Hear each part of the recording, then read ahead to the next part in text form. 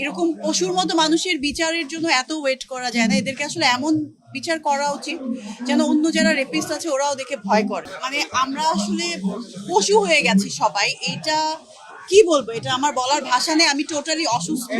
যতবার আমি রামিসার চেহারাটা দেখি আমার আসলে আমার মানে খাবার আমার ঘুম সব হারাম হয়ে যায়। কি করব, জীবন তো চলতে হয়, কিন্তু এভাবে আসলে এটা কন্টিনিউ করতে দিলে এরপর আমাদের গায়ে আসবে। এটাও আমাদেরই সবার বাচ্চা আসলে। Stella featuring next level. Well done, side by side, fridge. এরকম পশুর মতো মানুষের বিচারের জন্য এত ওয়েট করা যায় না। এদেরকে আসলে এমন বিচার করা উচিত যেন অন্য যারা রেপিস্ট আছে ওরাও দেখে ভয় করে।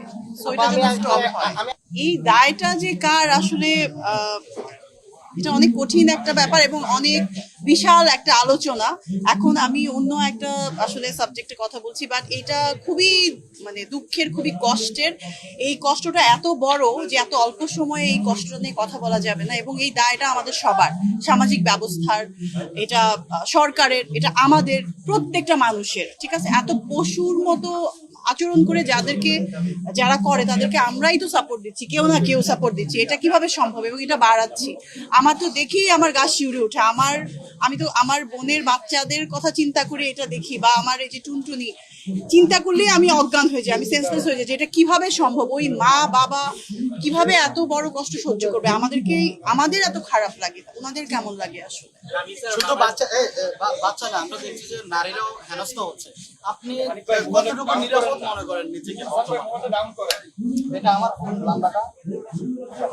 নিরাপত্তা তো আসলে কে দিবে আসলে, নারীদের বা শিশুদের? এটা তো আমাদের সরকার ব্যবস্থা আরো অনেক কঠোরভাবে আসলে এদিকে দৃষ্টি আকর্ষণ করা উচিত, এবং নারীদের জন্য এবং শিশুদের জন্য আরো আসলে অনেক কঠিন আইনের ব্যবস্থা নেওয়া উচিত, যাতে মানুষ ভয় করে যে এমন ঘটনাগুলো অহরহ ঘটেই যাচ্ছে, এবং এটা নিয়ে বিচার হবে, কয়েকদিন খুব লেখালেখি হয়, ভিডিও হয়, রিলস হয়, তারপর আর এটার খবর থাকে না, আবার রিপিট হয়। এটা খুবই দুঃখের এবং কষ্টের। এরকম যদি হতে থাকে এই দেশ বসবাসযোগ্য আসলে থাকবে না, কেউ নিরাপদ না তাহলে।